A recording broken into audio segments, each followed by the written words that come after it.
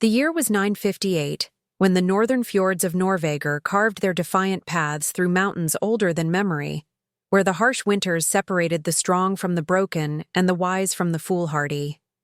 In these unforgiving lands where strength determined survival and honor outweighed gold, age was considered the enemy of warriors, a thief that stole might from the arm and speed from the foot.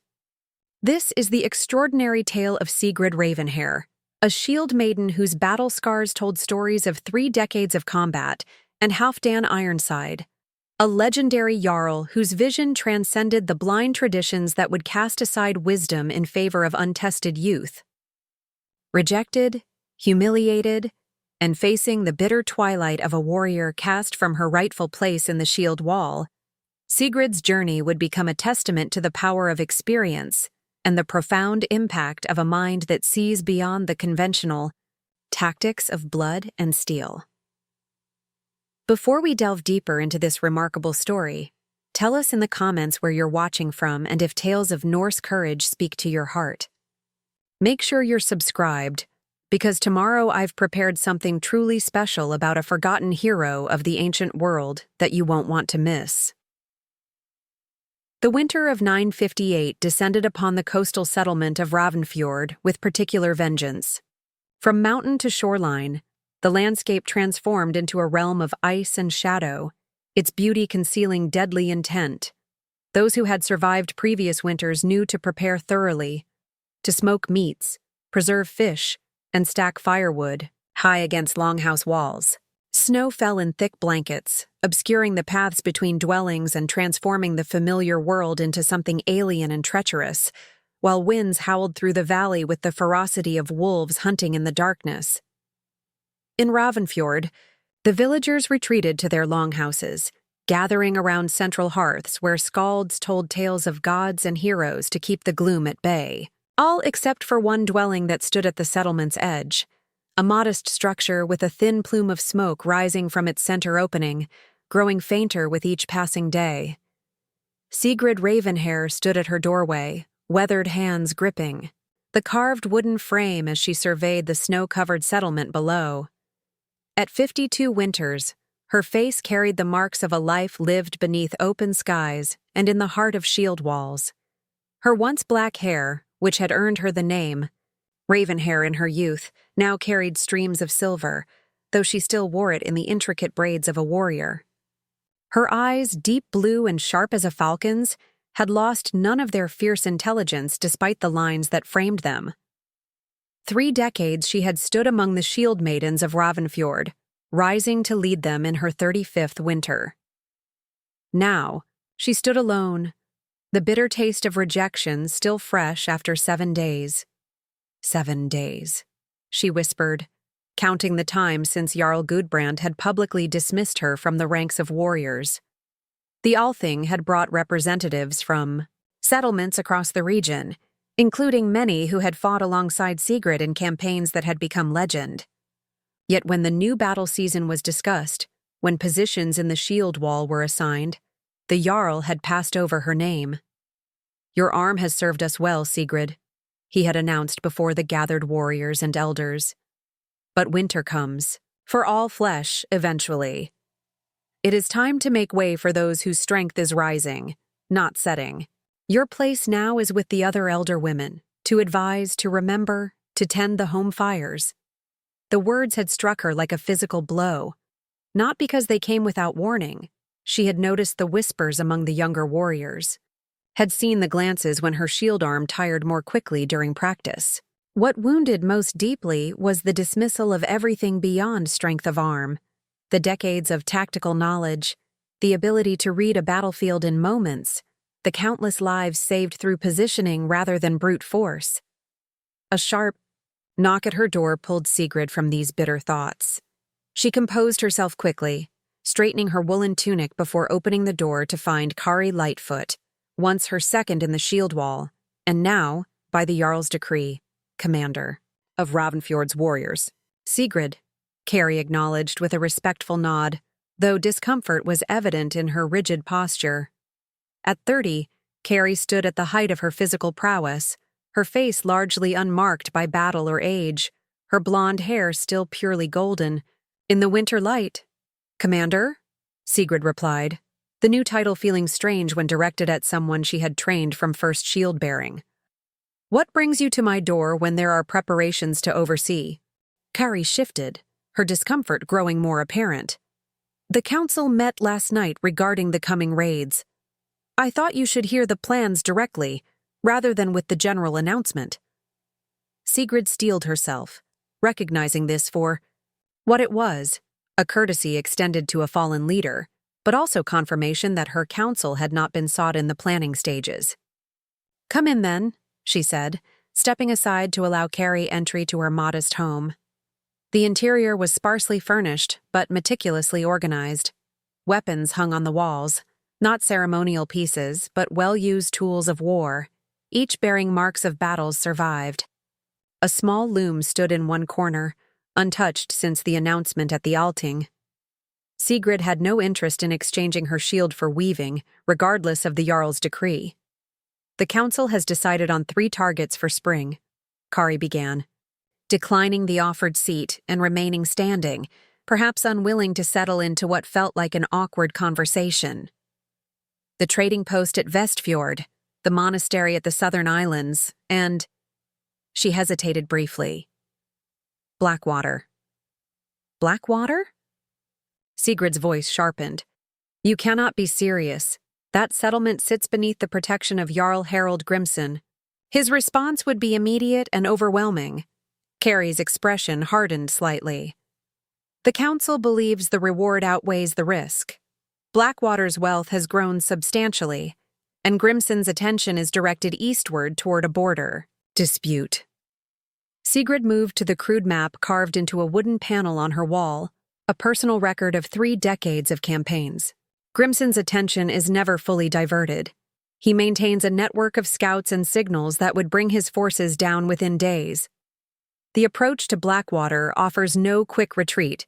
You would be trapped between the sea cliffs and his warband. "The young warriors grow restless for glory," Kari replied, a note of defensiveness entering her voice. "And our stores will not last if this winter extends into late spring as the omens suggest. Bold action is required." "Bold action and foolish risk are not the same thing, Kari. You know this. I taught you this." Sigrid pointed to marks carved near the Blackwater region of her map. 3 attempts have been made against that settlement in my lifetime. None succeeded. Here, 15 warriors lost. Here, 23, including Jarl Eirik's only son. And here, an entire warband wiped out when Grimson trapped them in the narrow approach. Kari's jaw tightened. "With respect, Sigrid, the council has made its decision.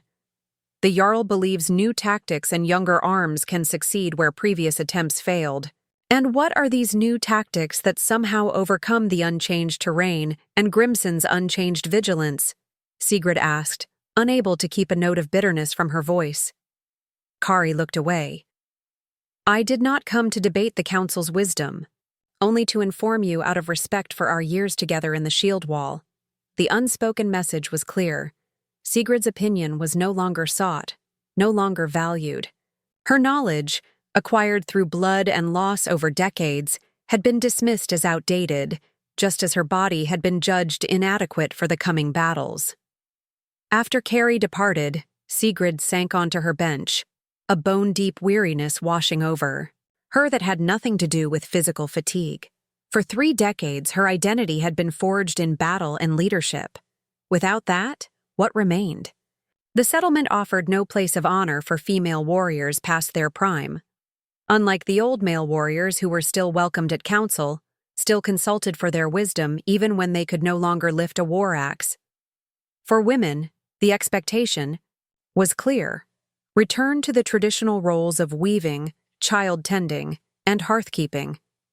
Yet Sigrid had never learned these skills, had never wanted them. From childhood, she had chosen the path of shield and spear, and the settlement had accepted this choice only as long as her arm remained strong enough to make it valuable. The coming days brought little improvement to Sigrid's spirits. Excluded from warrior practice and council meetings, she found herself increasingly isolated. Some of the elder women made overtures of inclusion, inviting her to join their weaving, circles, or cooking preparations, but these felt more like pity than genuine welcome. The younger warriors, once eager for her guidance, now avoided her gaze when they passed, as though her reduced status might somehow be contagious. Only Thyra, her sister's daughter, maintained regular visits, bringing news and occasionally small gifts of food or mead. It was during one such visit, as the bitter month of Thori deepened its hold on the land, that news arrived which would alter the course of Sigrid's fate. Ships were spotted at dawn, Thyra announced as she entered, brushing snow from her cloak. At 20, she showed promise as a shield-maiden herself, though she had not yet earned a place in the formal warband. 3 longships bearing standards not seen in these waters before. Sigrid looked up from the spearhead she had been sharpening, a task that maintained her connection to her warrior past, even if the weapon might never taste battle again. Raiders? In the deep of winter? Thyra shook her head, her expression a mixture of excitement and uncertainty. Not raiders. An embassy. The lead ship flies the Black Raven of Halfdan Ironside. The name sent a jolt through Sigrid.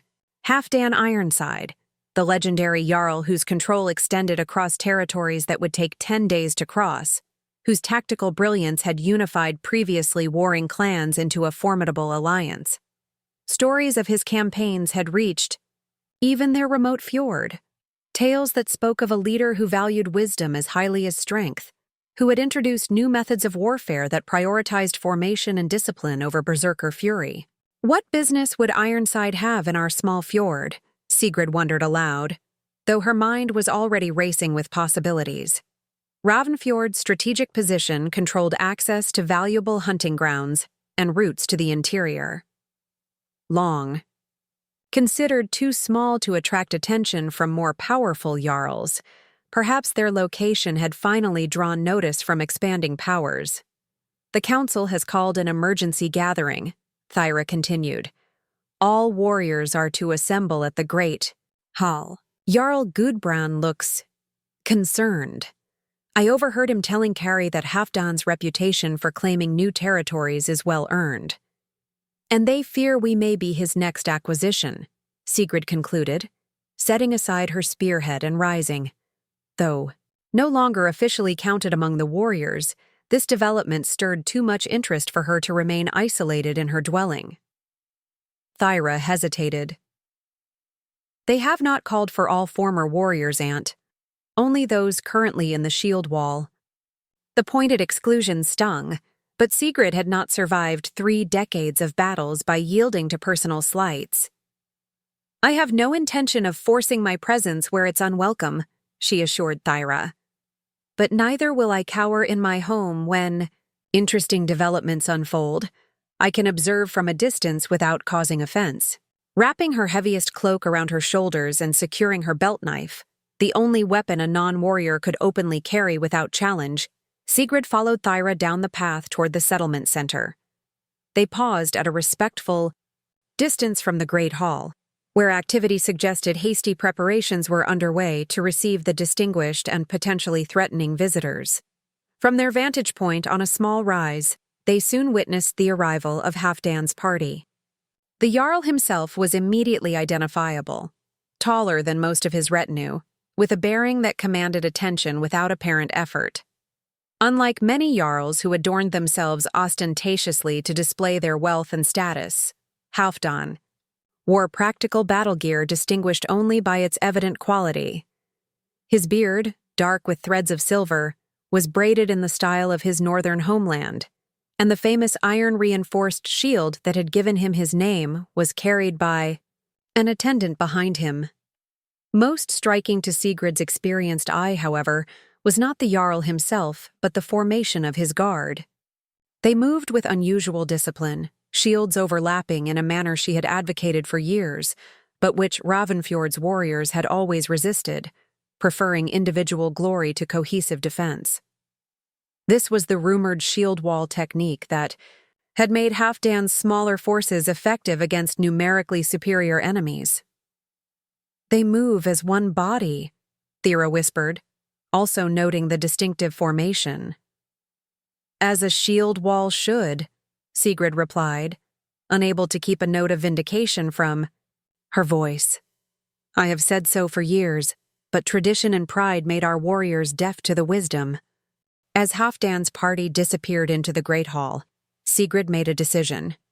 She would not intrude on the formal reception, but neither would she retreat to her isolation without learning more about this potential threat to her home, regardless of how the settlement's leadership now viewed her. With a lifetime of battles behind her, she recognized the importance of intelligence and preparation, lessons that apparently remained valuable, even if her sword arm had been deemed inadequate. Return to your duties, Thyra, she instructed, her niece. But keep your eyes and ears open. If our home faces danger, I would know of it, whether the council values my opinion or not. As Thera departed, Sigrid settled into a sheltered position that afforded a view of the hall's entrance. The winter wind bit through her cloak, but she had endured far worse conditions during campaigns. What mattered now was understanding the purpose behind Halfdan Ironside's unexpected winter journey, and whether his arrival signaled opportunity or threat for a warrior cast aside, but not yet ready to fade into memory. Sigrid maintained her vigil as the short winter day faded into early darkness. Torches flared to life around the great hall, casting long shadows across the trampled snow of the central gathering space. The voices from within occasionally rose loud enough to carry across the distance, not in celebration, but tense discussion, punctuated by the deeper, commanding tone she presumed belonged to Halfdan Ironside. The bitter cold gnawed at her joints, awakening old battle injuries that the years had never fully healed. A sword cut to her left thigh from a Frankish raider that ached before storms. A shattered collarbone from a shield impact during the Great Vestland campaign. The countless smaller wounds that had never warranted mention but left there silent. Reminders in flesh and bone. Sigrid shifted position, grimacing as her knee protested. These pains, ironically, were part of what had led to her dismissal, the slight hesitation they sometimes caused, the moments of stiffness that younger warriors interpreted as weakness. Yet each was also a badge of survival, proof of battles, endured while many younger, faster warriors lay in their grave mounds. Movement at the Great Hall entrance drew her attention. Warriors began emerging in small groups, their expressions troubled as they spoke in hushed tones. Something significant had transpired within, something that sent Ravnfjord's fighters scurrying like disturbed ants rather than strutting with their usual bravado. Sigrid caught sight of Thera among those departing and gestured discreetly. Her niece broke away from her companions and approached Sigrid's position, glancing back to ensure she wasn't observed. "What news?" Sigrid asked without preamble once Thera drew close. The young woman's eyes were wide with a mixture of excitement and apprehension. Jarl Halfdan has issued a challenge. He claims our fjord sits on the border of territories he now considers under his protection. He offers two choices. Either we swear fealty to him and provide warriors for his campaigns, or we prove our independence through trial of combat. Trial of combat, the ancient tradition of settling disputes through champion battle rather than full-scale war. It was rarely invoked in modern times, considered a relic of an older era before alliances and political marriages became the preferred methods of expansion. "Who has Gudbrand chosen as our champion?" Sigrid asked, though she suspected the answer already. "Bjorn Bearcloak," Thyra confirmed, naming Ravnfjord's strongest male warrior, a mountain of a man in his mid-30s whose battle frenzy had become legendary throughout the coastal settlements. Sigrid frowned. "Against whom?" "That's what has everyone unsettled," Thyra replied, lowering her voice further. "Halfdan himself will stand as his own champion, and he has set unusual terms for the combat." This was unexpected. Jarls typically nominated champions rather than risking themselves personally. Halfdan either possessed tremendous confidence in his own fighting ability or was making a calculated show of personal strength to intimidate Ravnfjord's leadership. What terms? Sigrid asked. Shield wall against shield wall. 5 warriors, on each side. A contest of formation and discipline rather than individual combat. First side to break formation or cross a boundary line loses. It's unlike any challenge our warriors have faced. Sigrid's heart quickened.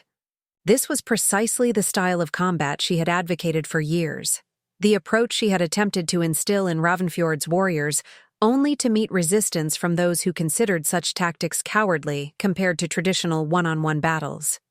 When? She demanded. Tomorrow at midday. On the flat ice of the inner fjord where all can witness. Sigrid's mind raced. Bjorn Bearcloak was a fearsome individual fighter, but he had always been among the most vocal opponents of her formation tactics.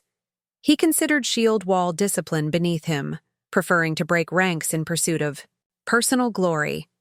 In a traditional duel, his raw strength might prevail, but against Halfdan's clearly disciplined unit. Thyra, you must return to the hall. Watch the preparations. Listen to their planning. I need to know how they intend to approach this challenge. Her niece hesitated. Aunt, they won't welcome your input. Jarl Gudbrand specifically said that battle matters are no longer your concern. I don't intend to offer unwanted counsel, Sigrid replied with a grim smile. But neither will I stand idle while our home's fate is decided by those too proud to adapt. Go now. Learn what you can. As Thyra reluctantly departed, Sigrid made her way carefully back to her dwelling. Her mind churning with possibilities. Halfdan Ironside's challenge was brilliantly calculated, not only testing Ravnfjord's martial prowess, but specifically challenging them in their weakest tactical area. It suggested he had thorough intelligence about their fighting methods, perhaps even knowledge of the settlement's internal politics and recent changes in leadership. The situation was dire. If Ravnfjord fell under Halfdan's control, their traditional independence would end. While his rule was reportedly fair by the standards of powerful jarls, it would mean increased tribute demands, warriors conscripted for his campaigns, and decisions, made to benefit his broader territories rather than their local interests. Inside her modest home, Sigrid stoked her fire to full blaze for the first time in days, disregarding the precious supply of firewood. She needed light and warmth for what was to come. From a chest near her sleeping platform, she withdrew a bundle wrapped in oiled leather, her personal record of battle formations and tactics, accumulated through decades of warfare and study. Spreading the hide sheets across her table, she reviewed diagrams she had created years ago when she first began advocating for more disciplined shield approaches. Her fingers traced the formations she had developed specifically for small unit combat. Adaptations of techniques observed during campaigns against Eastern opponents whose discipline had nearly overwhelmed Ravnfjord's more individualistic fighters. Hours passed as Sigrid refined and adapted these formations for the specific challenge ahead. She knew Bjorn's strengths and weaknesses intimately, having fought alongside him for 15 years. She knew which of the current warriors might adapt quickly to formation discipline, and which would resist. What she didn't know was whether any of this knowledge would matter, whether anyone would listen to the tactical insights of a shield-maiden deemed too old for battle. Near midnight, a soft knock interrupted her concentration. Opening her door cautiously, Sigrid found not only Thyra, but 3 other young shield-maidens, Astrid, Runa, and Frida, all of whom had trained under her before her dismissal. Their presence at this hour, clearly secretive and unauthorized, suggested they came with purpose rather than courtesy. Enter quickly, Sigrid urged, glancing past them to ensure they hadn't been observed. In the tense atmosphere following Halfdan's challenge, such a meeting could be interpreted as undermining Jarl Gudbrand's authority. Once inside, the young women stood awkwardly, clearly uncertain how to begin. Finally, Thyra spoke for the group. We've come because we're concerned about tomorrow's challenge. The planning. She exchanged glances with her companions. It does not inspire confidence. Sigrid gestured for them to gather around her table where the tactical diagrams lay visible. "Tell me." Astrid, a stocky young woman whose strength with a shield had always impressed Sigrid, leaned forward. "Bjorn insists that tight formation fighting is a coward's approach. He plans to have each warrior engage individually, breaking formation, immediately to overwhelm Halfdan's team through aggression. They're training even now behind the Great Hall," Runa added. "But it's not training so much as Bjorn shouting about honor and individual prowess while the others nod along."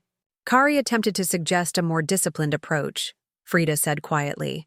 Bjorn dismissed her, saying shield-maiden tactics would bring shame upon them all. The familiar frustration rose in Sigrid's chest, the same resistance to tactical evolution she had fought throughout her career. But now, with Ravnfjord's autonomy at stake, the consequences were far greater than wounded pride. "Why come to me?" she asked, though she suspected their answer. The four young women exchanged glances again before Thyra spoke. "Because you understand the shield wall as no one else does. Because you've advocated for these techniques for years while the men mocked them as unworthy. And because—" She straightened her shoulders. "We think Halfdan Ironside may have chosen this specific challenge because he knows of your work."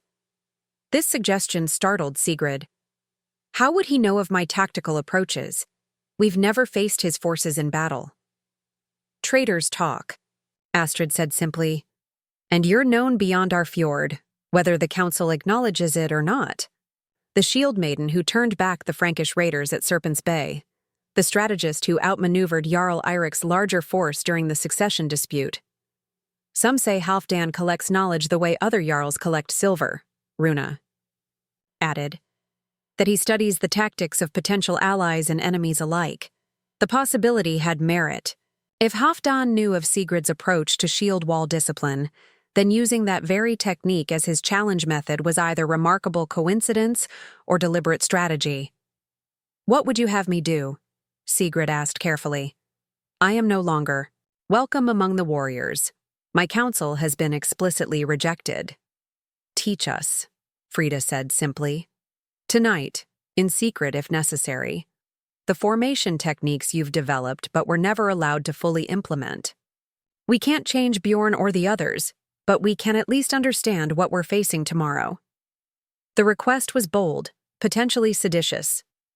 Countermanding the training approach of the settlement's chosen champion could be interpreted as undermining Ravnfjord's defense. Yet the alternative was watching Bjorn lead his warriors into certain defeat through stubborn adherence to outdated tactics. Sigrid studied the four young women, each skilled in her own right, each having shown interest in tactical thinking. Beyond simply swinging a blade or raising a shield, they represented the future of Ravnfjord's defense, if that future survived tomorrow's challenge. "Very well," she decided. "But we cannot train here. The space is too confined and we risk drawing attention. There's a clearing in the woods beyond the smokehouses, sheltered from view but with enough flat ground to practice formations. Meet me there in half an hour with your shields. Wear dark cloaks to blend with the night." As the young women slipped away into the darkness, Sigrid gathered her own equipment with methodical care. The shield she selected was not her ceremonial one with its raven emblem, but her plain practice shield, scarred and battered from thousands of training impacts. She chose her winter practice tunic, lined with wool for movement in cold conditions, and bound her silver-streaked hair tightly in warrior braids. The familiar routine of preparation settled her thoughts, bringing clarity and purpose that had been absent since her dismissal. Whether this midnight training would affect tomorrow's outcome remained uncertain, but at least she would not stand idle while Ravnfjord's fate was decided by men too proud to adapt. The forest clearing lay silent under moonlight, its surface packed smooth by weeks of intermittent use for hunting preparations and winter games. Snow had been trampled into a firm crust that would serve well for demonstrating formations without the hindrance of deep drifts. Sigrid arrived first, using the time to mark boundaries with fallen branches, creating the approximate dimensions of the challenge space based on Thyra's description. The young shield maidens arrived together, moving quietly through the trees with shields carried carefully to prevent telltale knocking sounds that might alert settlement guards. Their breath formed clouds in the frigid air, but their expressions showed determination rather than discomfort. "We have until dawn," Sigrid stated without preamble. Halfdan's shield wall technique is likely based on Eastern approaches.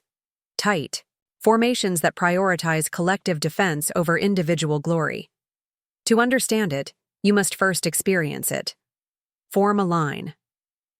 The four women arranged themselves shoulder to shoulder, shields raised as they had been taught in standard training. Sigrid walked the line, making small adjustments to their stances and shield positions. "Conventional shield walls teach you to stand beside your companions," she explained.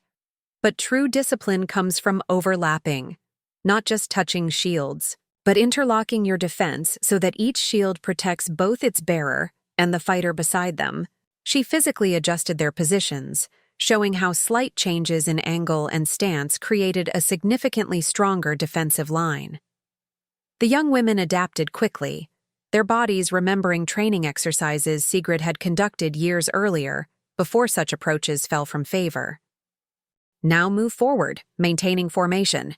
Each step synchronized, each shield remaining in position relative to those beside it." Their first attempts were awkward, the natural tendency to focus on individual movement disrupting the collective rhythm. Sigrid demonstrated repeatedly, sometimes positioning herself within the line to show how minor adjustments improved overall cohesion. "The power comes not from individual strength but from unified purpose," she instructed. 5 warriors. Moving as one force will always overcome 5 separate fighters, no matter how strong each individual might be. Hour after hour, they practiced increasingly complex maneuvers, advancing, retreating, pivoting as a unit, recovering from deliberate disruptions. Sigrid pushed them harder than regular training would allow, knowing that tomorrow's challenge would require skills they hadn't fully developed. "Halfdan's warriors will attempt to create weak points," she warned as they practiced recovery techniques. "They'll target the connections between shields, testing for any gap or hesitation. The warrior who breaks formation to engage individually becomes a liability to the entire line." By the time false dawn lightened the eastern sky, the 4 shield-maidens moved with remarkable cohesion, not with the flawless discipline that came from years of practice, but with sufficient understanding to recognize the fundamental principles of Halfdan's approach. "This is all we can accomplish in one night," Sigrid acknowledged as they gathered their equipment. "Whether it will matter depends on factors beyond our control. Bjorn leads tomorrow's champions, and he will follow his own counsel regardless of what you've learned here." "Then why train us at all?" Astrid asked, frustration evident in her voice. Sigrid's expression remained calm, though her eyes reflected the weight of her years of tactical experience.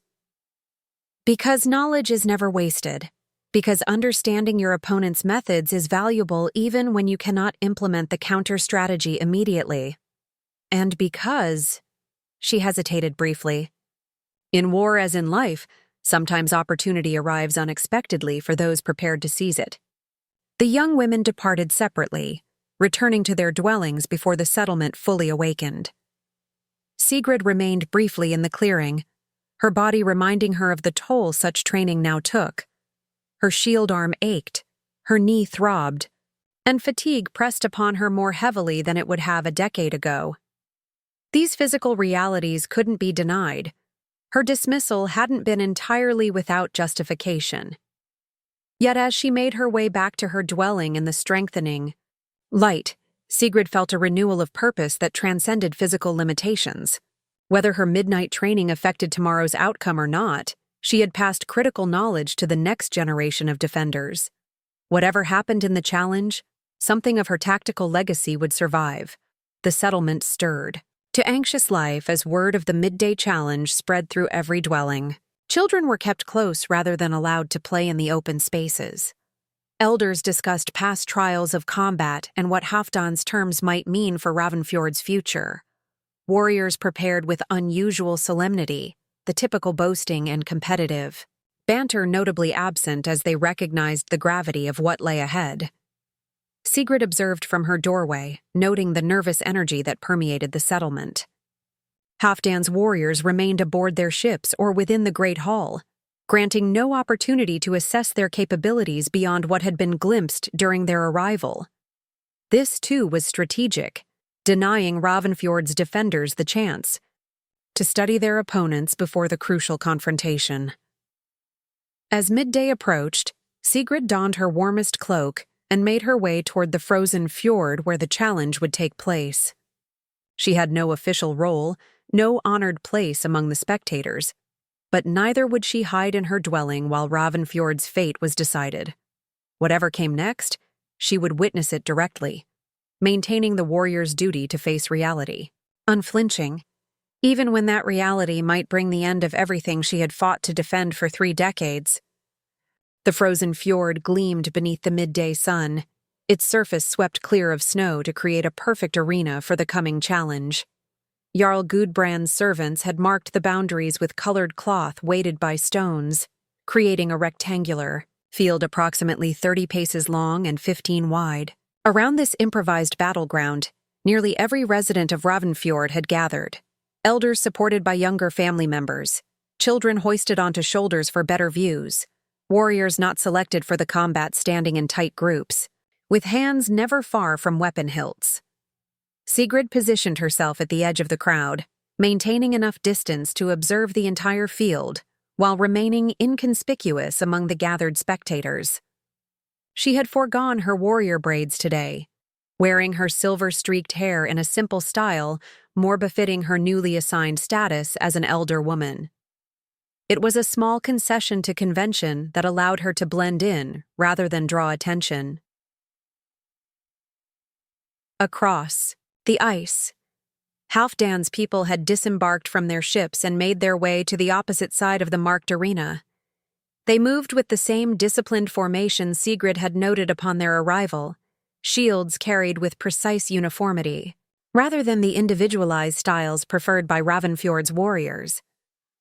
Their presence was imposing not through ostentation, but through order, each fighter a component of a greater whole rather than a hero seeking individual glory. A stir moved through the crowd as Jarl Gudbrand emerged from the path leading down to the fjord.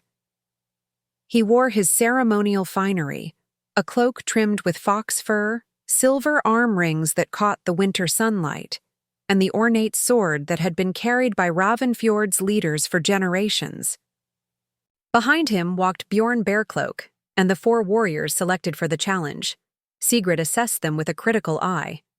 Bjorn himself was an imposing figure, standing a head taller than most men with shoulders broad enough to make even the largest battle shield seem modest in his grip. His beard was bound with gold rings, his arms marked with the scars of countless victories. The warriors who would stand beside him represented Ravnfjord's conventional idea of strength: Ulf the Quick with his famous agility, Hakon Twice-Killer, known for fighting with a weapon in each hand, Torstein the Grim, whose stoicism in battle was legendary, and Kari Lightfoot, the sole shield-maiden among them. Kari caught Sigrid's eye briefly as the combat team passed, her expression revealing nothing, though Sigrid thought she detected a flicker of concern beneath the younger woman's composed exterior. Had the midnight training session with the young shield maidens reached Kari's ears? If so, would she attempt to incorporate any of those lessons into today's challenge? It seemed unlikely given Bjorn's leadership and the limited time for preparation. From the opposite direction, Halfdan Ironside approached with his chosen warriors. Unlike Gudbrand, he wore practical battle gear rather than ceremonial display. His shield, the famous iron-reinforced design that had given him his name, was carried by his own hand rather than an attendant's, marking him as a fighter first, ruler second. The 4 warriors beside him moved in such perfect unison that they appeared choreographed, their shields already positioned for the overlapping formations Sigrid had spent the night teaching to her secret students. The 2 Jarls met at the center of the marked field, their breath visible in the cold air as they exchanged formal greetings. Though too distant to hear their words, Sigrid could read the body language clearly enough. Gudbrand's attempt at imposing dignity, Halfdan's relaxed confidence, the tension that vibrated between them like a plucked bowstring. After a brief conversation, they turned to address the gathered crowd. Gudbrand spoke first, his voice carrying clearly across the ice. "People of Ravnfjord, today we defend our independence through the ancient tradition of trial by combat. Jarl Halfdan Ironside claims our fjord lies within his sphere of influence. We reject this claim and will prove our right to self-governance through the strength of our champions." A cheer rose from Ravnfjord's people, though Sigrid noted it lacked the full-throated confidence that typically accompanied such moments. The unusual nature of the challenge had created uncertainty, and Halfdan's reputation had clearly affected morale. Halfdan stepped forward when the cheers subsided, his voice deeper and more measured than Gudbrand's. "I come not as conqueror, but as protector," he began, immediately setting a different tone. "The northern territories face increasing threats, from southern kings who would claim our ancestral lands. Divided, we invite conquest. United under experienced leadership, we ensure our traditions and freedoms survive the coming storms." His words carried subtle power, addressing unspoken fears that had circulated through coastal settlements for years. Rumors of southern expansion, of kings with new weapons and tactics, of Christian conversions forced upon defeated communities. "This challenge is not merely about territory," Halfdan continued. "It tests whether Ravnfjord embraces the old ways of individual glory that leave us vulnerable, or the unified strength required for these changing times. Your champions fight not just for today's outcome, but for the approach that will determine your children's future." Murmurs spread through the crowd as the implications of his words sank in. This was more than a territorial dispute. It was a challenge to Ravnfjord's fundamental approach to warfare and governance, a test of willingness to adapt to changing threats beyond their isolated fjord. The Jarls returned to their respective sides, and the champions took their positions at opposite ends of the marked field. A horn blew 3 long notes, the traditional signal for combat to commence. Halfdan's team moved immediately into formation, shields overlapping, creating an impenetrable wall that advanced with measured steps across the ice. Their discipline was evident in every synchronized movement, shields positioned to protect both the individual and the warriors beside them, presenting no obvious weak points for exploitation. Bjorn, by contrast, immediately demonstrated the approach Sigrid had feared. Rather than organizing his team into a cohesive unit, he raised his axe and charged forward with a roar that echoed across the fjord. His warriors followed, each adopting their preferred individual fighting style. Ulf darting to the flank, Håkon gripping sword and axe with clear intent to break through the opposing line, Thorstein advancing with methodical determination. Only Kari attempted to maintain some semblance of formation, keeping her shield aligned with Thorstein's as they moved forward. But without full team coordination, this limited discipline would provide little advantage. Sigrid felt her heart sink as she watched the early moments unfold exactly as she had predicted. Bjorn's individual prowess was fearsome. Few warriors could match his raw strength and battle frenzy, but against a unified formation, even the mightiest individual fighter would find himself contained and neutralized. The two sides met near the center of the marked field, Bjorn's thunderous charge, crashing against Halfdan's shield wall like a wave against stone. The impact was tremendous, yet Halfdan's formation absorbed it without breaking, their shields briefly bending inward at the point of contact before reforming with fluid precision. Bjorn found himself caught in the position Sigrid had warned against, countless times during training sessions, committed to an aggressive advance with no easy retreat, his individual strength nullified by an opponent who refused to engage on those terms.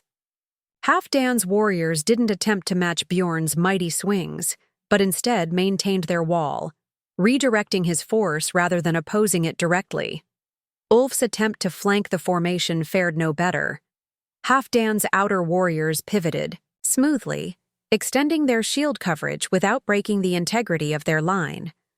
What would have been an effective maneuver against individual opponents became a wasted effort against fighters trained to move as a single entity. Within minutes, the inevitable outcome became apparent to even the most optimistic observer. Bjorn and his warriors found themselves being steadily pushed backward toward their boundary line, unable to penetrate Halfdan's formation, yet constantly forced to give ground by the coordinated pressure of the advancing shield wall. Håkon made a desperate attempt to break through by throwing his axe at one of Halfdan's warriors, hoping to create an opening. The maneuver might have succeeded against a less disciplined opponent, but the targeted warrior simply raised his shield while his companions maintained the integrity of the line around him. The momentary distraction gained Ravnfjord's team nothing. Sigrid watched with growing dismay as the battle she had foreseen unfolded before her.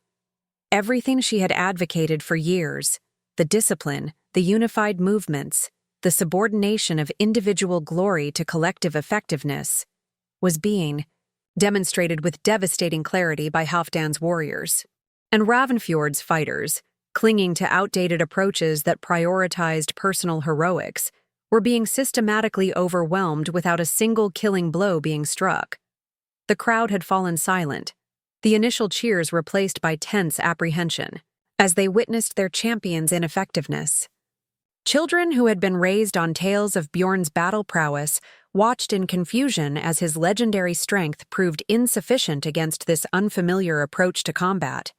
Then, without warning, disaster struck. Frustrated by his inability to break through Halfdan's line, Bjorn abandoned all pretense of coordination with his fellow warriors. With a roar of rage, he threw himself bodily against the center of the opposing formation, attempting to use his sheer mass to create an opening. The maneuver left his own flank exposed as he pulled away from Thorstein's position beside him. Halfdan, positioned at the center of his formation, had clearly anticipated such a desperate move. As Bjorn committed himself to the charge, Halfdan's line parted slightly at the center, not breaking formation, but creating a controlled channel that directed Bjorn's momentum through their line, rather than stopping it. Before he could recover his balance, Bjorn found himself behind Halfdan's formation, stumbling forward with the force of his own charge.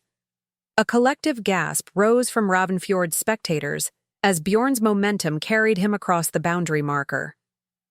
By the terms of the challenge, he had lost. Removing himself from the combat area meant immediate disqualification for that warrior. With their strongest fighter eliminated, Ravnfjord's remaining champions faced an impossible situation.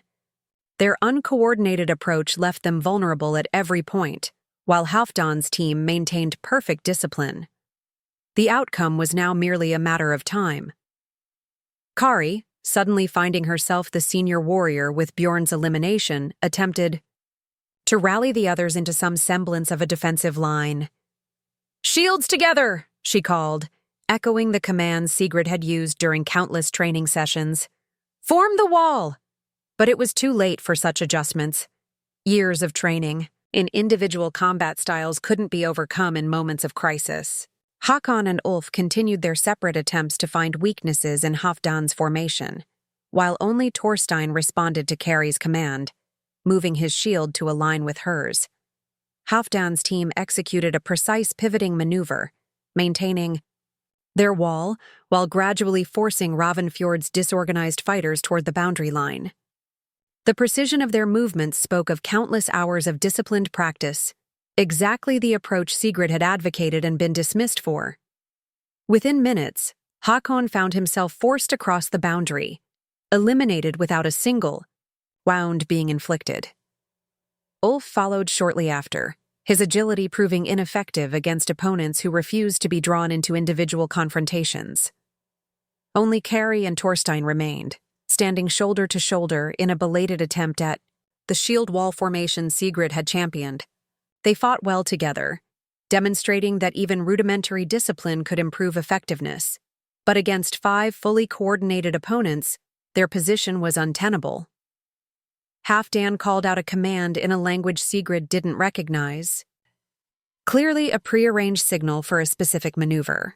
His formation responded instantly, executing a complex flanking movement that maintained their wall while gradually enveloping the two remaining Ravnfjord warriors from both sides. Sigrid felt a surge of bitter validation as she watched the technique unfold. It was remarkably similar to a maneuver she had developed years ago after observing Eastern traders demonstrate their fighting styles. She had attempted to teach it to Ravnfjord's warriors, only to be told that such complex movements were unnecessary complications of straightforward Norse combat traditions. Kari recognized the danger too late. As Halfdan's formation curved around them like closing jaws, she and Thorstein found themselves with no direction to retreat except across their own boundary line. With grim resignation visible even from Sigrid's position, Kari made the only choice available. She lowered her shield and stepped back across the boundary, conceding defeat rather than prolonging a hopeless struggle. Thorstein followed suit a moment later. The challenge had ended with a complete victory for Halfdan Ironside's team. Not a single drop of blood had been spilled, yet Ravnfjord's independence lay as thoroughly defeated as if their champions had fallen in traditional combat. A heavy silence settled over the crowd as the implications became clear. Their mighty warriors, defenders of Ravnfjord's freedom for generations, had been systematically outmaneuvered by an approach to combat they had repeatedly dismissed as unworthy of true Norse fighters. Jarl Gudbrand stood rigid with shock, his ceremonial finery now seeming gaudy and hollow compared to Halfdan's practical battle gear. Bjorn Bearcloak's face was a storm of humiliation and rage as he rejoined his defeated companions, unable to comprehend how his legendary strength had proven so ineffective. Halfdan Ironside gathered his warriors with a simple gesture, their formation dissolving as they formed a respectful line behind their leader. He approached the center of the field, waiting for Gudbrand to meet him for the formal acknowledgement of the challenge's outcome. Sigrid watched Gudbrand's reluctant advance, reading the devastation in every line of his body. The Jarl who had dismissed her from the warrior ranks now faced the consequences of rejecting the very tactics she had spent years attempting to introduce. As the formal words were exchanged confirming Ravnfjord's new status as part of Halfdan's territory, Sigrid remained outwardly impassive despite the complex emotions churning within her. Vindication mixed with concern for her community's future, professional satisfaction at seeing her tactical theories proven correct, alongside personal uncertainty about her own place in this new arrangement. The crowd began to disperse slowly, stunned families making their way back to the settlement to process what they had witnessed. Warriors gathered in small groups, their expressions varying from anger to confusion to resignation.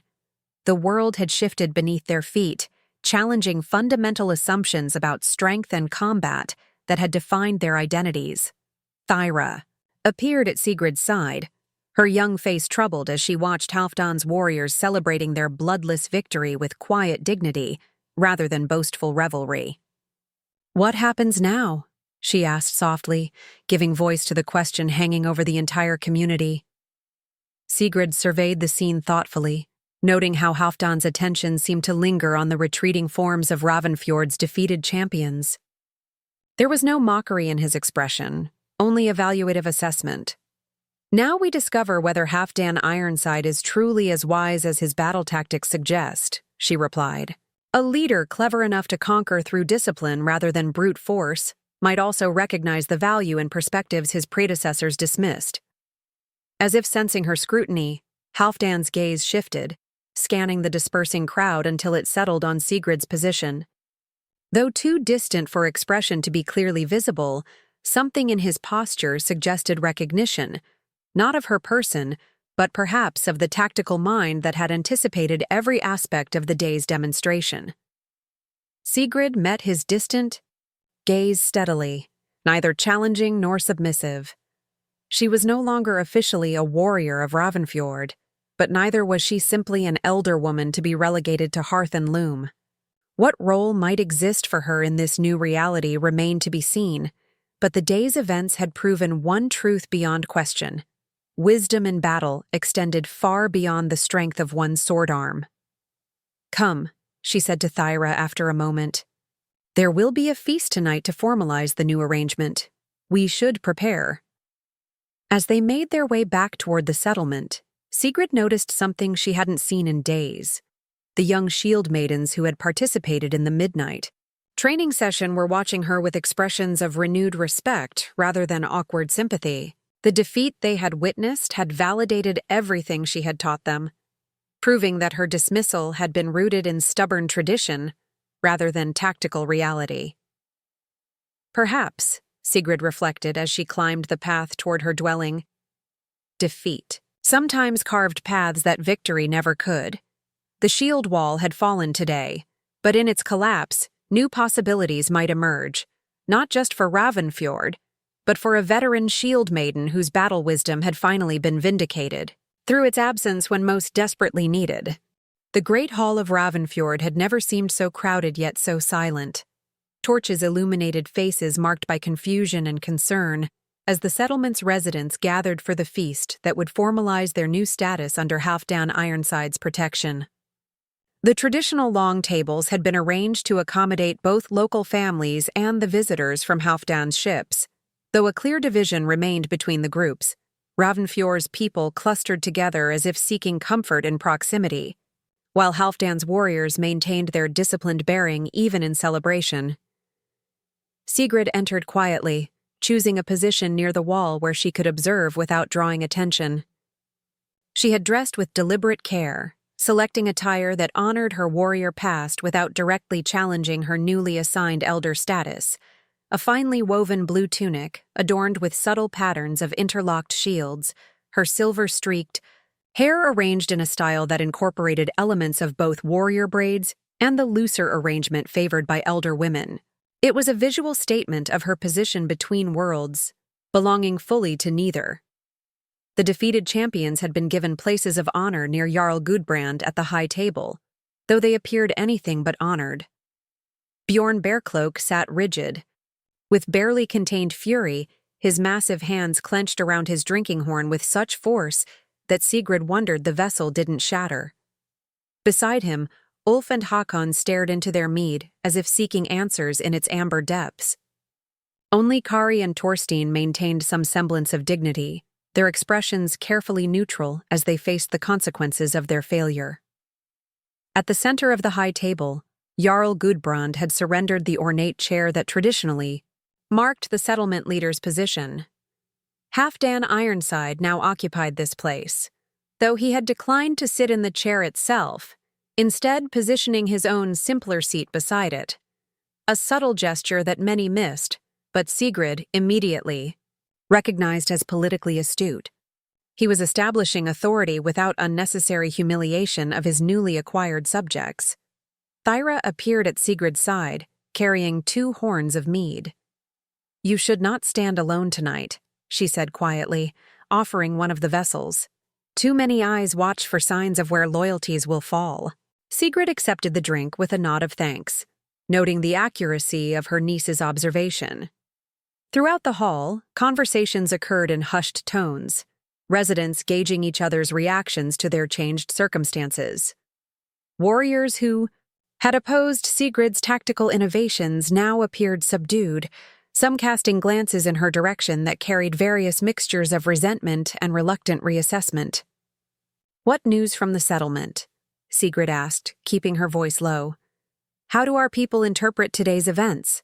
Thyra took a careful sip of mead before responding. "Most are simply stunned. They expected bloodshed, heroic last stands, the stuff of Skald's tales.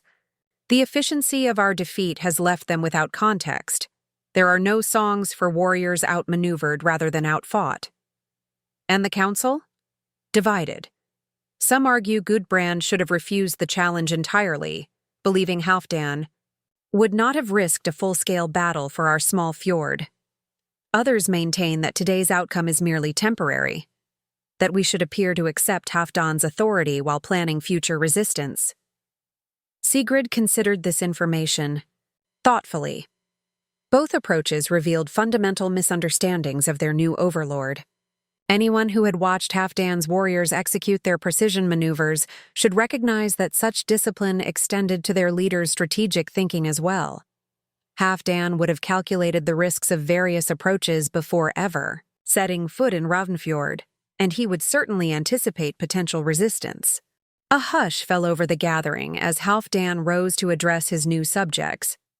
Unlike Gudbrand, who relied on volume and oratorical flourish to command attention, Halfdan simply stood and waited, his quiet authority drawing all eyes without effort.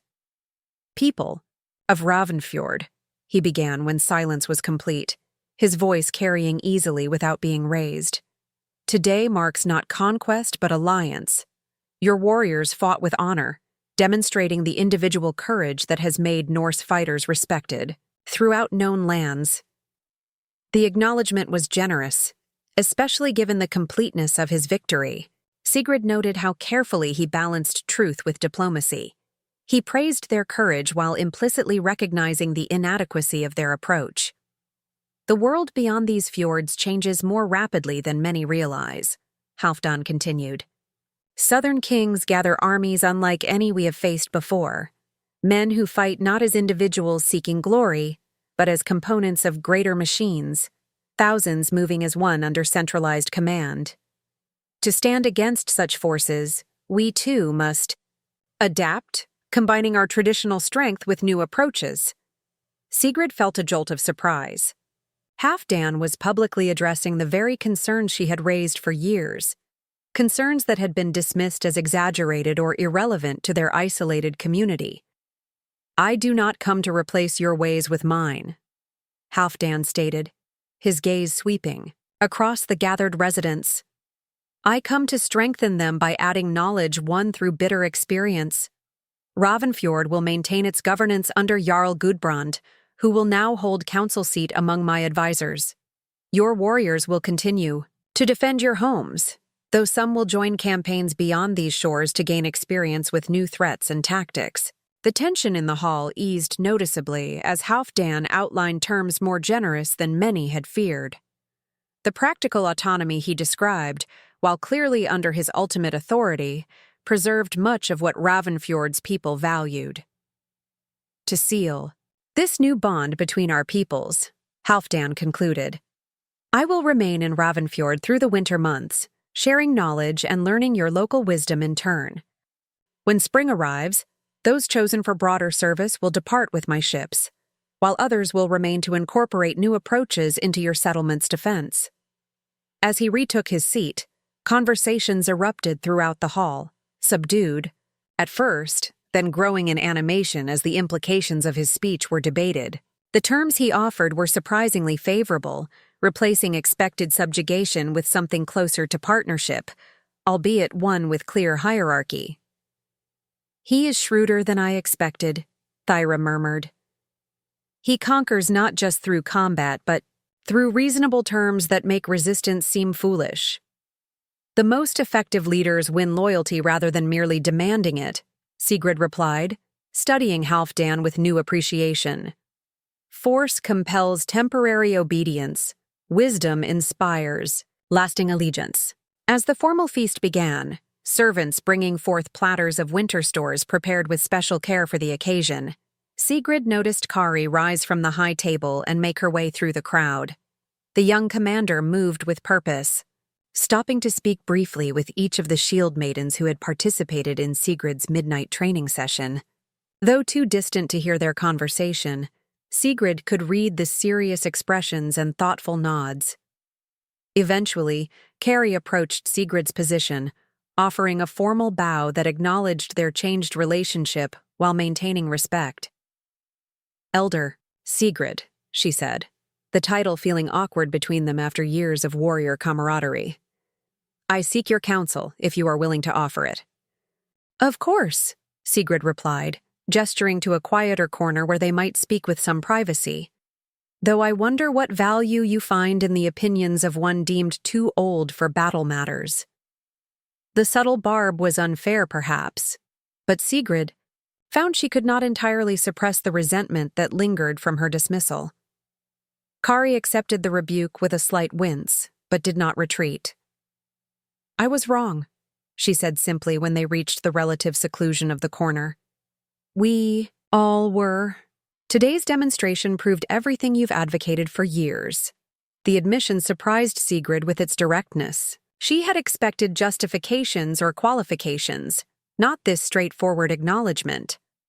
"Halfdan has requested that I identify warriors most capable of adapting to his methods," Kari continued. "Those who might train alongside his people during the winter months and potentially join his campaigns in spring. I believe our shield-maidens show the most promise for this transition." "Why come to me with this?" Sigrid asked, though she suspected the answer. Kari met her gaze directly. "Because they already follow you. I know about the midnight training session. Thyra told me this afternoon after our defeat. They sought your guidance rather than mine when facing an unfamiliar challenge, and they were right to do so." The revelation that Thyra had confessed. Their secret training was momentarily startling, but Sigrid quickly understood the strategic necessity. After such a complete validation of her methods, it served both Thyra and the other young shield maidens to have their initiative known. "What exactly are you proposing?" Sigrid asked. "That you oversee their winter training," Kari replied. "Not. As a warrior reinstated to formal duty, Jarl Gudbrand would never approve after his public declaration. But as an elder advisor with unique perspective on the tactical approaches Halfdan employs." The offer represented a clever compromise, a way to utilize Sigrid's knowledge without directly contradicting the Jarl's decision regarding her status. It recognized her value while maintaining the social structures that had dismissed her. "And you would accept this arrangement?" Sigrid raised an eyebrow. "Having your warriors trained by someone you replaced?" Kari's expression remained earnest. "I would welcome it. Today's defeat was illuminating.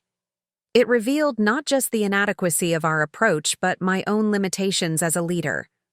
I can continue commanding our warriors in traditional contexts, but I lack the vision to guide them through this transition." The admission revealed unexpected humility, particularly from one whose position would typically demand projection of constant certainty. Perhaps Kari possessed greater leadership potential than Sigrid had credited. Before Sigrid could respond, movement near the high table caught their attention. Halfdan had risen again and was speaking with Jarl Gudbrand, who nodded reluctantly. Before calling for attention, "Jarl Halfdan wishes to acknowledge those among us with particular skills," Gudbrand announced, his tone suggesting this had not been his idea. "He asks that certain individuals step forward when named to receive personal recognition." Halfdan stood beside Gudbrand, his bearing relaxed yet commanding. "In every community I have encountered," he began, "true strength often resides where conventional wisdom fails to look. Today's demonstration proved Ravnfjord's warriors possess individual courage in abundance, but the challenges ahead require more than bravery alone." He gestured, and one of his attendants came forward bearing an ornate wooden box.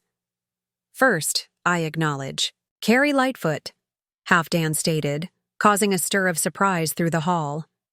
Kari had been among the defeated champions after all, who demonstrated adaptability by attempting formation discipline when others abandoned it, and wisdom in knowing when continued resistance became futile rather than valorous.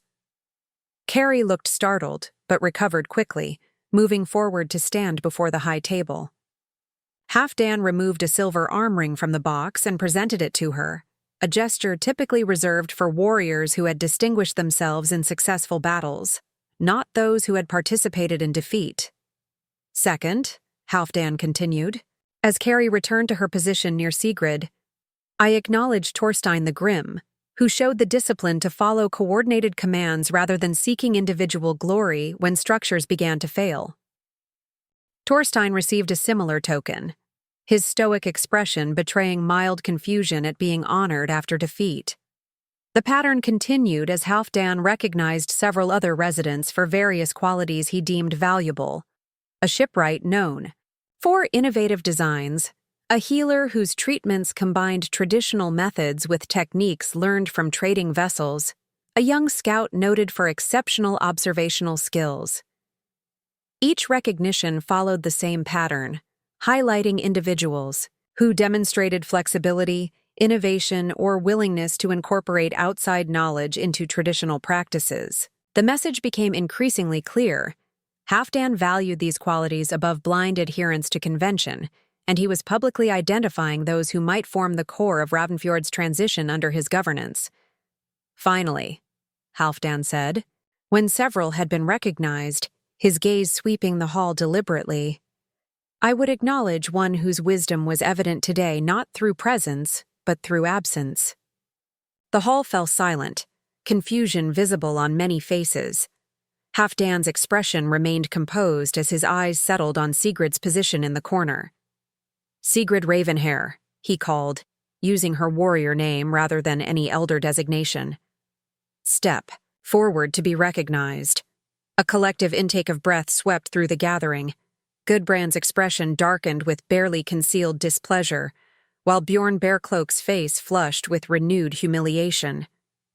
The young shield-maidens exchanged glances of surprised vindication. Sigrid felt momentarily frozen, caught between conflicting responses. To accept Halfdan's recognition might seem like betrayal to those who still resented his victory, yet to refuse would reject the validation of everything she had fought to implement. She moved forward slowly, awareness of every eye upon her bringing, memories of leading warriors into battle, that same focused attention, that same necessity to project confidence regardless of inner uncertainty. Her steps were measured, her back straight despite the protests of old injuries, her gaze steady as she approached the high table. Jarl Halfdan, she acknowledged with a respectful inclination of her head, neither the deep bow of submission nor the minimal nod that might suggest disrespect. Halfdan studied her with open assessment, his expression revealing neither condescension nor mockery, only thoughtful evaluation. Your reputation preceded my arrival, shield-maiden, he said, using the title deliberately.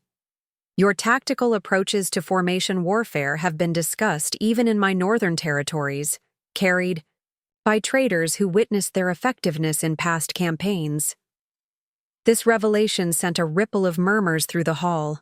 Sigrid's methods had been dismissed locally, yet apparently gained recognition beyond their shores, knowledge that would have been useful before her dismissal from the warrior ranks. Today's demonstration, Halfdan continued, was specifically designed to test whether Ravnfjord had embraced these innovations or clung to outdated approaches. The outcome confirmed what I suspected, that wisdom often goes unheeded when it challenges comfortable traditions. From the wooden box, he withdrew a final token. Not a simple arm ring like the others had received, but an intricate brooch crafted in the shape of interlocked shields, the very pattern Sigrid had used in her tactical diagrams. The craftsmanship suggested it had been created long before this visit, specifically with her in mind. This token acknowledges not just individual courage but the rarer quality of tactical foresight, Halfdan stated as he presented it to her. Age may eventually claim strength of arm, but wisdom only deepens with experience. Ravnfjord's future. Security will depend on minds that perceive changing threats and adapt accordingly, regardless of whether those minds belong to young warriors or veteran strategists. As Sigrid accepted the brooch, she recognized the multi-layered message Halfdan was sending: validation of her approaches, public acknowledgement of her contributions, and a clear signal to Ravnfjord's leadership about the values his governance would prioritize. He was using her as both symbol and practical example of the transition he envisioned. Your recognition honors me, Jarl Halfdan, she responded carefully, conscious of the tensions vibrating through the hall, though I serve Ravnfjord now through counsel rather than shield-bearing. Halfdan's slight smile suggested he understood the complex position she navigated. The most valuable service often comes through sharing knowledge rather than wielding weapons, he replied. which is why I would request your presence at tomorrow's council meeting, where we will discuss Ravnfjord's integration into our broader defensive strategy." The invitation constituted a direct challenge to Gudbrand's earlier dismissal of Sigrid from all matters of warfare and governance. By rights, the Ravnfjord Jarl could object, assert his continuing authority over internal council matters despite his new subordinate status. All eyes turned to Gudbrand, whose expression had darkened further at this public undermining of his decision. After a tense moment, Gudbrand nodded stiffly. "If Jarl Halfdan values your perspective, then the council will hear it," he stated, finding a formulation that technically preserved his authority while accommodating Halfdan's request. As Sigrid returned to her position, the formal feast resumed, though conversation now buzzed with fresh intensity. The recognition ceremony had reshaped perceptions throughout the hall, not just of those honored, but of the values Halfdan's governance would prioritize. Those who had most vigorously opposed innovation now appeared diminished, while those who had shown adaptability found their status unexpectedly elevated. Thyra rejoined Sigrid, her expression a mixture of pride and cautious optimism. "It seems defeat has carved a path that years of advocacy could not," she observed quietly. "Victory and defeat often reveal truths more clearly than words ever could," Sigrid replied, her fingers tracing the intricate brooch that now symbolized both her vindication and the complex future unfolding before them. "The question now becomes how best to navigate the path that has opened before us." As the evening progressed, Sigrid noticed something shifting in the atmosphere of the Great Hall, not just resignation to new circumstances, but the first tentative emergence of possibilities that hadn't existed before.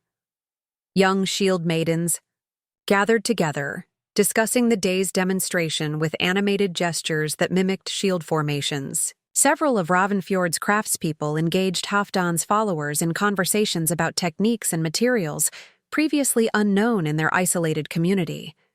Despite the sting of defeat, possibilities were emerging from this forced transition. Opportunities that rigid adherence to tradition had previously prevented.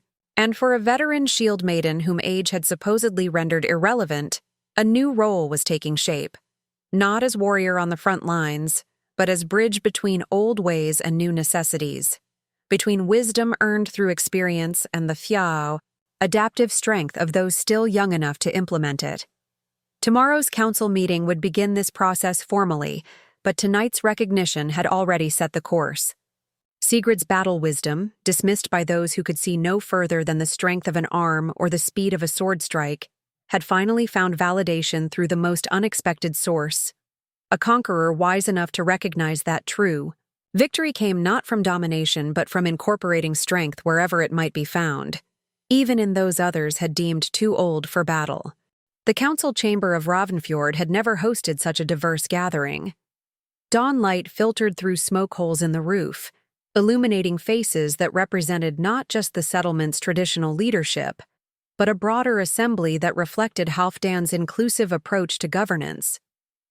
The customary circular arrangement of seats had been expanded, with additional benches brought in to accommodate both Ravnfjord's council members and selected advisors from Halfdan's retinue. Sigrid entered the chamber with measured steps, conscious of the significance of her return to this space. 7 days earlier, this same room had witnessed her dismissal from the warrior ranks, her tactical knowledge deemed irrelevant in the face of diminishing physical prowess. Now she returned not as a reinstated warrior, but as something potentially more influential, an acknowledged tactical advisor whose wisdom had been publicly validated by their new overlord.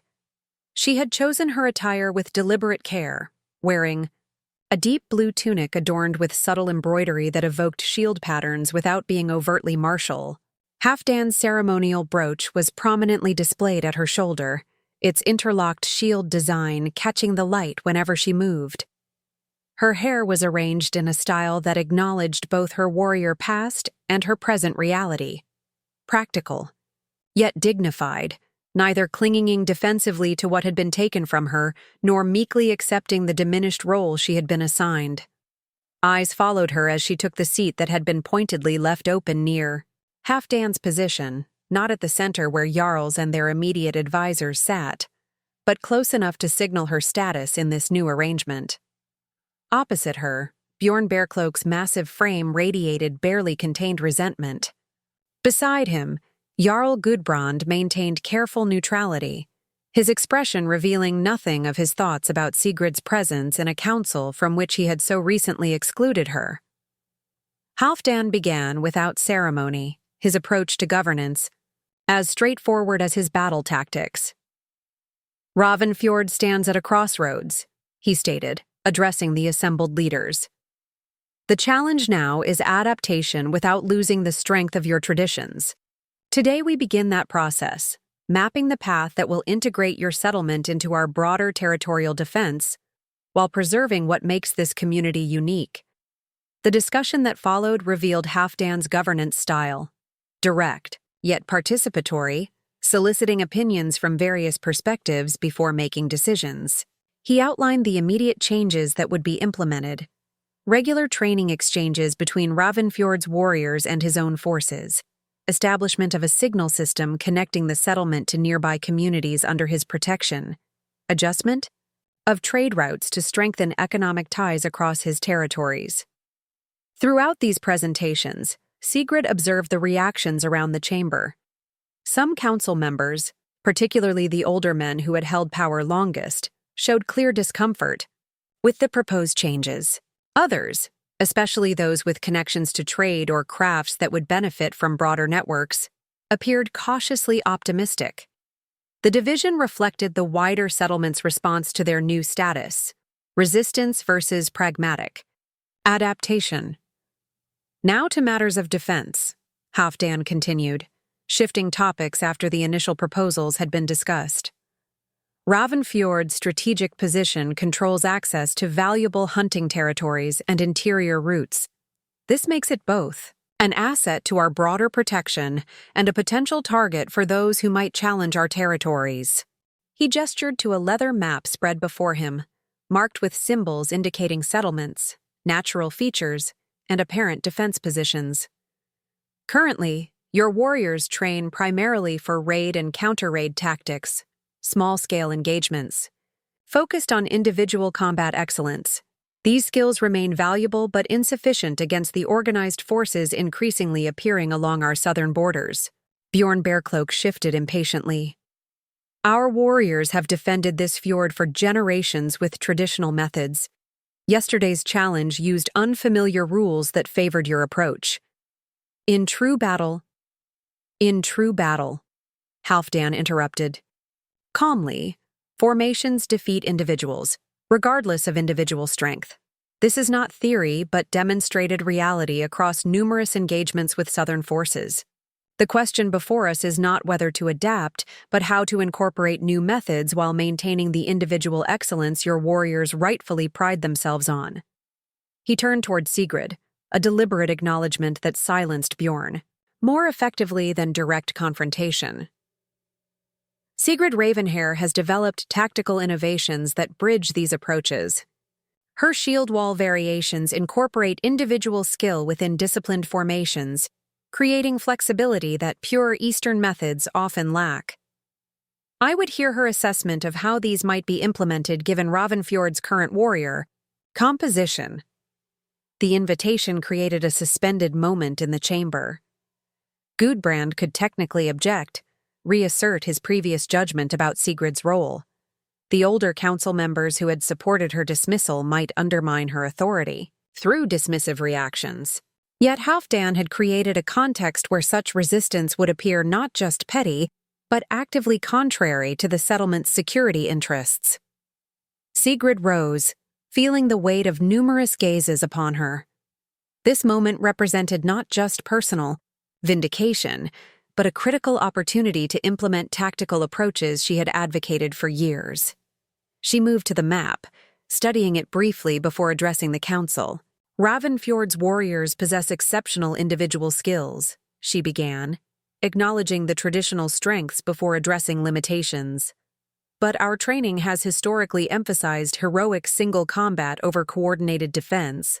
This served well when threats came primarily from similar raiders seeking glory and limited resources. It proves inadequate against organized forces with strategic objectives rather than individual ambitions. She indicated specific locations on the map, places where Ravnfjord's territory might be most vulnerable to approach. The shield wall formations demonstrated yesterday represent one alternative, but not the only adaptation needed. What I propose is a hybrid approach that preserves individual excellence within coordinated structures.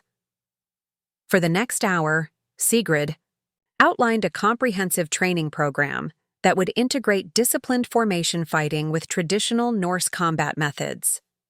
She explained how shield walls could be modified to accommodate warriors of varying physical capabilities, placing stronger fighters like Bjorn at strategic positions where their individual prowess could be maximized while still maintaining overall formation integrity.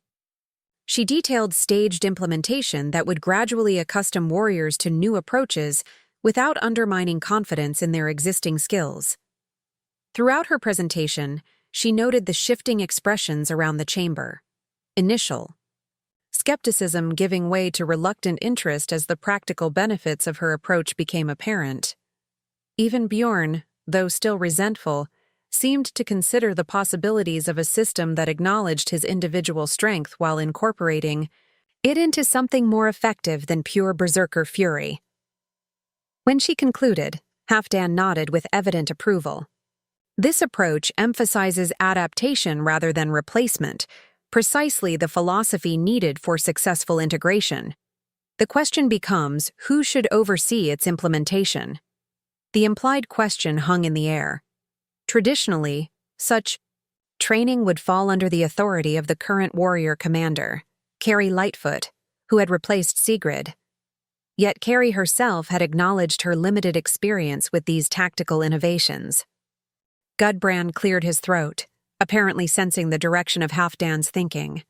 Carrie Lightfoot commands our warriors with proven skill, he stated, reasserting his authority over appointments. She will naturally oversee any changes to training methods, consulting with advisors as needed. The slight hesitation before advisors made clear he was creating a carefully limited role that acknowledged Sigrid's knowledge, without contradicting his previous dismissal of her from active duty. Halfdan's expression revealed nothing of his thoughts about this compromise. Commander Lightfoot's leadership is not in question, he agreed smoothly. But implementation of these specific methods requires expertise she has not yet had opportunity to develop fully. I propose a temporary arrangement for the winter training. Period. Kari maintains command authority while Sigrid oversees tactical instruction specifically related to formation integration. The formulation was diplomatically brilliant, preserving Gudbrand's authority to make appointments while creating a specific role that utilized Sigrid's expertise. It offered everyone a path to accept the arrangement without losing face. Temporary advisory position, Gudbrand agreed after consideration, emphasizing the limited nature of the role. Until spring thaw, when we can reassess based on results. With that qualified acceptance, Sigrid's position was formally established. Not as a warrior reinstated, but as tactical advisor with specific authority over the training initiatives she had just outlined. It represented neither complete vindication nor continued dismissal, but something new. Recognition of her value in a role that transcended traditional categories of warrior versus elder. As the council session continued, addressing other matters of governance and integration, Sigrid observed the subtle repositioning occurring around the chamber. Those who had most vigorously opposed her tactical innovations now sought to align themselves with aspects of the new approach, claiming they had always seen merit in certain elements. Those who had privately supported her methods but lacked courage to challenge convention now spoke more boldly, offering refinements to her proposals. By the session's conclusion, the initial battle lines had blurred considerably. The settlement's leadership had begun the process that would characterize the coming months, finding ways to adapt to new realities while preserving pride and essential identity. It was a different kind of battle than those Sigrid had fought with sword and shield, but one that would ultimately prove more consequential for Ravnfjord's future. As the council dispersed, Halfdan approached Sigrid directly, his expression thoughtful. "The path between worlds is rarely smooth," he observed, pitching his voice for her ears alone. "Those who walk it often face resistance from both sides, tradition keepers who fear change and innovators who demand complete transformation." "You seem familiar with such paths," Sigrid replied, recognizing that Halfdan's entire approach to governance reflected similar navigation between old ways and new necessities. He nodded, a brief acknowledgement of shared understanding. "When I first proposed formation discipline to northern warriors accustomed to individual glory-seeking, I faced challenges not unlike those you've encountered. The difference was my position. As Jarl, I could command compliance even when I couldn't immediately win conviction. While I had only persuasion without authority," Sigrid noted. "A harder path, but potentially more valuable. Warriors who follow formation discipline from obedience perform adequately. Those who embrace it through understanding become exceptional." He studied her with open assessment. "Your shield-maidens showed remarkable adaptation during yesterday's challenge, despite lacking your direct leadership. They attempted formation movements that suggested previous instruction." The observation confirmed what Sigrid had suspected. Halfdan had noticed the midnight training session's influence. "Young minds often prove more receptive to new approaches," she replied carefully, neither confirming nor denying his implied question. Halfdan's slight smile suggested he appreciated her discretion. "Indeed, which is why your new role focuses on training rather than direct command. Seeds planted in receptive soil eventually yield crops that transform entire landscapes." The metaphor was apt. Her influence would ultimately spread not through imposed authority, but through demonstrated effectiveness as younger warriors incorporated her methods and eventually assumed leadership positions themselves. It was a longer path to implementation than direct command would provide, but potentially more transformative in the end. "The council has set my course until spring," Sigrid acknowledged. "What happens then depends on results achieved during winter training." "And on your vision beyond mere tactical implementation," Halfdan added. "Ravnfjord's integration into our broader territory will require more than warriors who can maintain shield walls. It will need minds that understand how battlefield innovation reflects wider adaptation to changing circumstances." The implication was clear. Halfdan saw potential for Sigrid's influence to extend beyond military matters into the broader governance questions facing Ravnfjord as it adjusted to its new status. He was offering not just reinstatement of her military value, but potential elevation to a more comprehensive advisory role. "Results first," Sigrid replied pragmatically. "Proven effectiveness creates opportunities that theoretical arguments never could." Halfdan nodded approval at this approach. "I look forward to observing your winter training program. Until then, shield-maiden." He deliberately used her warrior title again, a small but significant acknowledgement that transcended Gudbrand's formal redesignation of her status. As Halfdan departed to attend other matters, Thyra approached from where she had waited near the chamber entrance. "It appears you've won a significant victory without raising sword or axe," she observed. "Not victory," Sigrid corrected, "but opportunity. The real challenge begins now, transforming theoretical approaches into demonstrated effectiveness, with warriors who may still resist methods they associate with defeat." Over the following weeks, that challenge unfolded in ways both expected and surprising. The training ground became Sigrid's battlefield, not fighting with weapons but with concepts and demonstrations, gradually reshaping Ravnfjord's approach to warfare. The initial sessions revealed predictable divisions. Older warriors, particularly those closely aligned with Bjorn Bearcloak, participated with reluctant compliance rather than genuine engagement, physically present but resistant to fundamental adjustments of their fighting style. Younger fighters showed greater receptivity, especially the shield-maidens who had already begun incorporating Sigrid's methods through secret training. Kari Lightfoot proved an unexpected ally.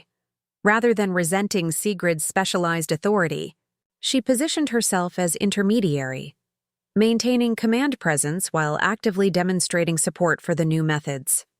Her willingness to participate fully in formation drills, subjecting herself to the same adjustments she asked of her warriors, provided crucial validation for fighters who might otherwise have dismissed the approach as theoretical rather than practical. The breakthrough came during the third week of training, when Halfdan's warriors joined the sessions to demonstrate advanced formations. Rather than presenting these as replacements for traditional methods, Sigrid structured exercises that integrated individual combat excellence within disciplined frameworks. She positioned Bjorn at the formation's center point, where his exceptional strength could become the solid core around which more agile warriors maneuvered. She placed experienced archers at protected positions where their skills multiplied through coordinated volleys rather than individual shots. The formation amplifies individual strength rather than replacing it, she explained during one particularly effective demonstration. Each warrior contributes their unique skills to a structure that maximizes collective impact while minimizing individual vulnerability. Gradually, resistance gave way to engagement as warriors began experiencing the effectiveness of these approaches firsthand. Practice scenarios demonstrated how coordinated movements allowed smaller forces to effectively counter larger but less disciplined opponents. Fighters who had initially participated out of mere obedience began asking questions, suggesting refinements, mentally engaging with concepts they had previously dismissed. By midwinter, the transformation was unmistakable.